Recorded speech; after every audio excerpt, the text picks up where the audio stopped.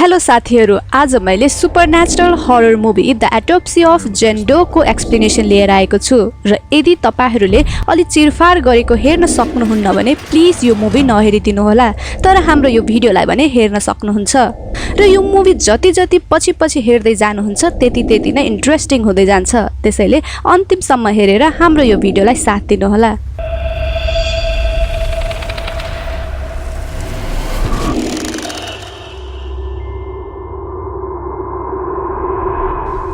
यो मुभीको सुरुवातमा हामीलाई एउटा घरमा पुलिसहरूले इन्भेस्टिगेसन गरिरहेको सिनदेखि देखाउँछ, जहाँ त्यही घरमा 3 जनाको हत्या भएको हुन्छ र पुरै घर रगतै रगतले पोतिएको हुन्छ र घर वरिपरि इन्भेस्टिगेसन गर्दा नि बाहिरबाट कोही आएर हमला गरेको जस्तो केही नै हुँदैन। र अचम्म त यहाँ हुन्छ जति बेला पुलिसहरूले बेसमेन्टमा एकजना केटीको लासलाई खाल्टोमा देख्छन् र त्यो केटीको बडीमा कुनै पनि घाउ चोटको दागै हुँदैन र बडी पनि पुरै सफा हुन्छ, तर अरु लासमा भने रगतै रगत हुन्छ र यो केटी त्यो परिवारको सदस्य पनि हुँदिन र उसको यो परिवारसँग कुनै लिंक नै हुँदैन र ऊ को हो र उसको परिचय के हो भन्ने बारे थाहा नभएर पुलिस अफिसरले जेन्डो भनेर नाम राख्छ। जेन्डो नाम ती महिलाहरूलाई राखिन्छ जसको कुनै पहिचान वा आइडेन्टिफिकेसन नै खुलेको हुँदैन र जेन्डोको लासलाई अटोप्सी मतलब पोस्टमार्टमको लागि लैजान्छन् र मुभीमा यता अर्को सिन देखाउँछ जसमा 2 बाउ छोरा मिलेर एउटा आगोमा जलेको लासको पोस्टमार्टम गरिरहेका हुन्छन् र उनीहरू यो काममा एकदमै प्रोफेसनल हुन्छन् र बाउको नाम टमी हुन्छ र छोराको अस्टिन र केही समयपछि अस्टिनको गर्लफ्रेन्ड इमा उसलाई भेट्न त्यहाँ आइपुग्छे र केही बेर कुरा गरेपछि इमाले लासलाई हेर्छु नि भनेर जिद्दी गर्न थाल्छे, तर अस्टिनले भने देखाउन मान्दैन र ड्याडले गाली गर्नुहुन्छ भनेर सुनाउँछ। तर त्यही बेला टमीले पछाडीबाट देखाउन त एउटा लासलाई भनेर पर्मिसन दिन्छ र जब लासलाई बाहिर निकालेर देखाउँछ तब लासको खुट्टामा एउटा घन्टी बाँधेको देख्छे र उसले किन यसरी लासको खुट्टामा घन्टी बाँधेर राख्नु भएको त भनेर सोध्दा टमीले पहिला यसो टेक्नोलोजीहरू नआउँदा मान्छेले मरेको हो कि कोमामा हो भन्ने कुरा थाहा नै पाउँदैन थिए, त्यसैले यदि त्यो मान्छे कोमामा रहेछ भने हल्का खुट्टा हल्लिँदा घन्टी बजेर थाहा हुन्थ्यो, त्यसैले म पनि अलि ट्रेडिसनल छु के भनेर सुनाउँछ। र त्यसपछि अस्टिन र इमा मुभी डेटमा जानको लागि बाहिर निस्किन मात्र के लागेका थिए त्यही बेला एकजना पुलिस जेन्डोको लासलाई लिएर आइपुग्छ र टमीलाई पुलिसले जसरी नि यो लासको अटोप्सी रिपोर्ट भोलि बिहानै चाहिन्छ, एकदमै इम्पोर्टेन्ट छ भनेर सुनाउँछ। र त्यसपछि अस्टिन आफ्नो गर्लफ्रेन्डलाई मैले ड्याडलाई हेल्प गर्न बस्नुपर्छ, त्यसैले हामी नाइट सो हेर्न जम्ला नि है भनेर सम्झाउँछ अनि इमालाई 11 बजे यही ठाउँमा आउन है भनेर त्यहाँबाट पठाइदिन्छ र अब दुवै बाउ छोरा जेन्डोको लासको पोस्टमार्टम गर्न रेडी हुन्छन् र पहिला जेन्डोको लासलाई बाहिरबाटै परीक्षण गर्छन्। त्यहाँ उसको बडीमा कुनै पनि चोटपटक लागेको हुँदैन, तर चोटपटक नलागे नि उसको हातको र खुट्टाको हड्डी भने भाँचिएको हुन्छ र आँखा यसो खोलेर हेर्दा पुरै धमिलो खैरो कलरको हुन्छ र त्यस्तो आँखा त्यति बेला मात्र हुन्छ जति बेला मान्छे मरेको धेरै वर्ष भएको हुन्छ र जेन्डोको लासलाई हेर्दा मरेको 2-3 दिन मात्र भएको जस्तो देखिन्छ र त्यो देखेर दुवैजना अचम्म पर्छन् र अस्टिनले अब मुख खोलेर हेर्छ र त्यहाँ पनि जेन्डोको जिब्रो काटिएको हुन्छ र एउटा दाँत पनि हुँदैन र यी सबै इभिडेन्सहरू देखेपछि उनीहरूको मनमा झनै कौतूहलता बढ्न थाल्छ, आखिर कसरी र के भएर मरेको हो भन्ने कुरा थाहा पाउनको लागि। र अब पालो हुन्छ लासलाई चिरेर भित्रको अर्ग्यानहरू हेर्ने र यहाँ जब टमीले चक्कु लिएर लासलाई चिर्न मात्र के लागेको हुन्छ एक्कासी बाहिर हावाहुरी लाग्न थाल्छ र रेडियो बज्न थाल्छ र रेडियोमा एकजना केटीले गाएको आवाज आउँछ, तर ती सबै कुरामा वास्तै नगरी टमीले जेन्डोको लासलाई चिरिदिन्छ र लास चिर्ने बित्तिकै रगतहरू भुरुर आउन थाल्छन् र यहाँ फेरि अचम्म पर्छन् किनकि यसरी रगत त ताजा लास चिर्दा मात्र आउनु पर्ने हो, त्यही पनि केही कारणले हुन सक्छ भन्दै उनीहरूले अरु अर्ग्यानहरू चेक गर्न थाल्छन् र हेर्दै जाँदा त्यहाँ जेन्डोको लङ्स पुरै जलेको हुन्छ र यदि जेन्डोले धेरै चुरोट खाने भए पनि यति साह्रो जलेको चाहिँ नहुनु पर्ने हो भन्छन् र अझै जाँच गर्दै जाँदा त्यहाँ थाहा हुन्छ कि उसको मुटु र अरु बाँकी अर्ग्यानहरू पनि पुरै काटिएको हुन्छ र टमीले यहाँ बुझ्नै सक्दैन कि आखिर यति धेरै भित्रबाट चोट लागे पनि किन बाहिर भने केही चोटै छैन भनेर। अनि अझै पेटमा काटेर हेर्दा भित्र एउटा जिम्सन विथ भन्ने फुल हुन्छ जुन फुलले मान्छेलाई प्यारालाइज बनाउँछ र यिनीहरूले जति जति जेन्डोको लासलाई चिर्दै जान्छन् त्यति त्यति रेडियोबाट अचम्म आवाजहरू आइरहेको हुन्छ र त्यही बेला एक्कासी बाहिरबाट ठुलो आवाज आएपछि अस्टिन बाहिर हेर्न जान्छ तर त्यहाँ खासै केही भएको नै हुँदैन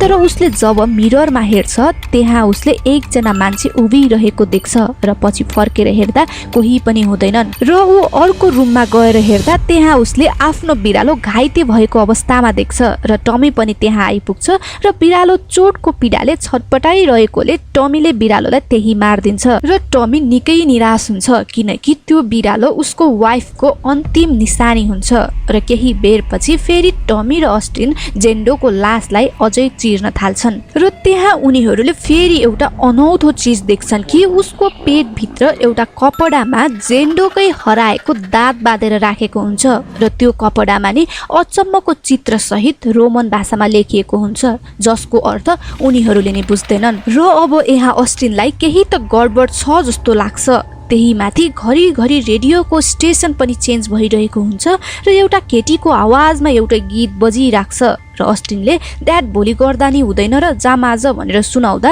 टमीले केही बेरमा सिद्धिहाल्छ नि अनि जामला भन्छ र टमीलाई कसरी कुनै मान्छेले यसरी निर्दयी तरिकाले मार्न सक्छन् भनेर सोध्छ र बिस्तारै बिस्तारै गरेर जेन्डोको लासलाई अध्ययन गर्दै जाँदा उनीहरूलाई लाग्छ कि उसलाई कुनै पूजापाठको लागि नै बलि दिएको जसरी नै मारेको छ भनेर तर त्यो सब उनीहरूको विचार मात्र हुन्छ र अझै केही थाहा नै भएको हुँदैन र टमीले उसको सबै चिरफार गरेर हेर्छ र अब स्किनलाई काटेर हेर्दा स्किनभित्र त अचम्मको कुरा देख्छन् त्यहाँ सबै तन्त्र मन्त्र गरेको जस्तो चित्रहरू बनाइएको हुन्छ र त्यही रोमन भाषामा लेखिएको हुन्छ र त्यो देखेर त अब तिनीहरू एकदमै सक्ड हुन्छन् र त्यही बेला रुममा डड्याङ डुडुङको आवाजहरू आउन थाल्छन् र लाइटहरू पनि झमाक झुमुक गर्न थाल्छ र अब माथितिरको लाइट पनि पुरै फुट्छ र रुम नै अँध्यारो हुन्छ र जनतन गरेर अस्टिनले फ्ल्यास लाइट त बाल्छ तर त्यहाँ जेन्डोको लास बाहेक अरू सबै लास हराएका हुन्छन् र यी दुई बाउ छोरा डराएर त्यहाँबाट बाहिर निस्केर भाग्ने कोसिस त गर्छन् तर लिफ्टले कामै गरेको हुँदैन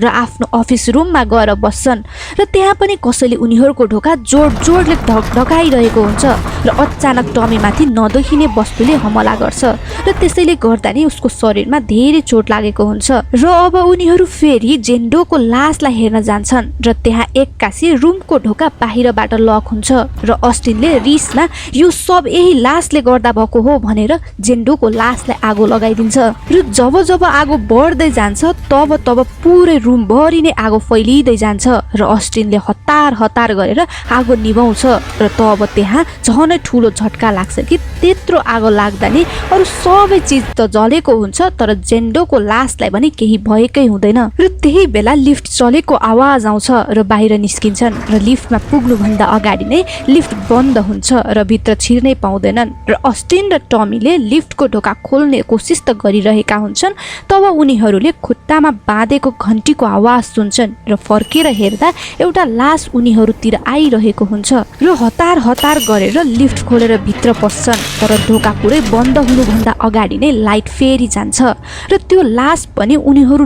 नजिक आइरहेको हुन्छ त्यसैले टमीले साइडमा रहेको बन्चरो उठाएर बाहिर अन्धाधुन्दा गरेर हान्छ र केही बेर शान्त भएपछि बाहिर आएर हेर्दा त त्यहाँ कुनै मरेको लास नै हुँदैन त्यहाँ त अस्टिनको गर्लफ्रेन्ड इमा फिल्म हेर्नको लागि अस्टिनलाई बोलाउन आएकी हुन्छ र बन्चरोले हान्दा लागेको भएर इमाको त्यही मृत्यु भएको हुन्छ र अस्टिन र टमी निकै दुखी हुन्छन् र अस्टिन त त्यही रुन थाल्छ र केही बेर त्यही बसेपछि उनीहरूलाई लाग्छ कि पहिले जब जेन्डोको लासलाई चिर्न थालेको थियो त्यही बेला कहिले बाहिरको आवाज त कहिले रेडियोमा आएको आवाजले नचिर्नु मलाई भनेर पहिल्यै सावधान गरेको रहेछ हामीले बुझ्नै सकेनौ भनेर एकअर्कासँग कुरा गर्छन् र उनीहरूले कुरा गर्दै जाँदा लाग्छ कि पक्कै जेन्डोको बडी भित्र केही त राज लुकेको छ त्यसैले उसले हामीलाई पहिल्यै नचिर्नु भनेको हो र अब त्यो राज पत्ता लगाउन भए पनि हामी त्यहाँ जानै पर्छ भनेर बाहिर निस्किन्छन् र बाहिर भने पुरै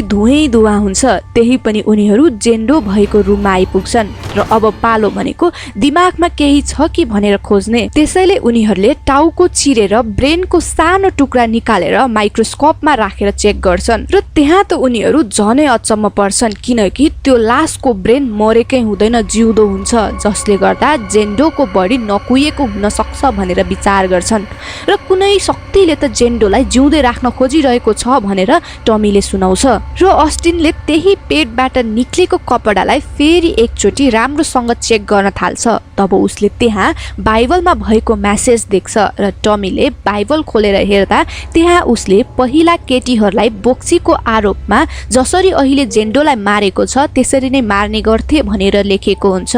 र अब यहाँ थाहा हुन्छ कि जेन्डोलाई नै बोक्सीको आरोपमा मारेका हुँदो रहेछन्। त्यसैले गर्दा नि उसले अब साँच्चै आफू बोक्सी या भूत भन्दै आफ्नो बदला लिँदै हिँडिरहेकी हुन्छ र उसको ब्रेन जिउँदो भएको कारणले गर्दा नि अहिलेसम्म टमीले चिरेको थाहा पाएकीले उसलाई पीडा भएको हुँदो रहेछ। त्यसैले गर्दा नि उसले टमी र अस्टिनलाई पनि यही पीडा भोगोस् भनेर अहिलेसम्म उनीहरूलाई मारेकी हुँदैन र उनीहरूलाई जिउँदै राखेकी हुन्छ र अब टमीले केही बेर विचार गर्न थाल्छ र त्यसपछि डाइरेक्टली जेन्डोको कानमा गएर म तिम्रो हेल्प गर्छु, मलाई जे गर्नु छ गर, तर मेरो छोरालाई छोडिदेऊ भन्छ र ठ्याक्कै त्यही समय टमीको हात खुट्टा भाँचिन थाल्छन् जसरी जेन्डोको भाँचिएको थियो र जति कुरा जेन्डोमाथि भएको थियो ती सबै कुरा टमीलाई हुन थाल्छ र यता जेन्डोको भने बिस्तारै बिस्तारै गरेर भाँचिएको हड्डीहरू जोडिन थाल्छन् र सबै ठिक हुन थाल्छ। तर टमीको भने पीडाले हालत खराब बनाएको हुन्छ जसले गर्दा पीडा सहन नसकेर अस्टिनलाई मलाई मार्देऊ छोरा भन्छ र अस्टिनले नि रुँदै रुँदै आफ्नो बाउलाई मारिदिन्छ र अस्टिन त्यही बसेर रोइरहेको हुन्छ र केही समयपछि उसलाई कसैले बाहिरबाट बोलाइरहेको आवाज आउँछ। सायद चिनेको मान्छे होला, त्यसैले उसले हजुर म यहाँ छु भन्दै बाहिर जान थाल्छ। तर अचानक अस्टिनलाई आफूतिर बोलाएर त्यही रेडियोमा गाएको गीत गाउन थाल्छ र अस्टिन एकदमै डराएर शक भएर पछाडि फर्केर जान थाल्छ। तर उसको अगाडि उसकै बाउ टमी उभिएको हुन्छ जसले गर्दा ऊ तर्सिन्छ र माथिबाट तल खसेर पछारिन्छ र उसको नि त्यही मृत्यु हुन पुग्छ। र अब अर्को दिन पुलिसहरू त्यही घरमा आएको हुन्छन् र त्यहाँ उनीहरूले पहिलो घटनामा जसरी मानिसहरू मरेका थिए त्यसरी नै अस्टिन, इमा र टमीको मृत्यु भएको हुन्छ र पुलिसहरू पनि झनै कन्फ्युज हुन्छन् र अचम्म त हामी यहाँ पढ्छौँ कि त्यस्तो चिरेको जेन्डोको लास भने पहिले जस्तै सबै ठिक भएको हुन्छ र फेरि उसको लासलाई त्यहाँबाट अर्को ठाउँमा पोस्टमार्टम गर्नको लागि एम्बुलेन्समा राखेर लैजान्छन् जहाँ एम्बुलेन्स भित्र त्यही केटीको आवाजमा गीत बज्न थाल्छ र त्यसपछि क्यामेरा बिस्तारै गरेर जेन्डोको बडीलाई देखाउँदै उसको खुट्टासम्म लैजान्छ र यहाँ हामीलाई उसको बुढी औँला हल्का चलेको देखाउँछ र यो मुभीको यही समाप्त हुन पुग्छ।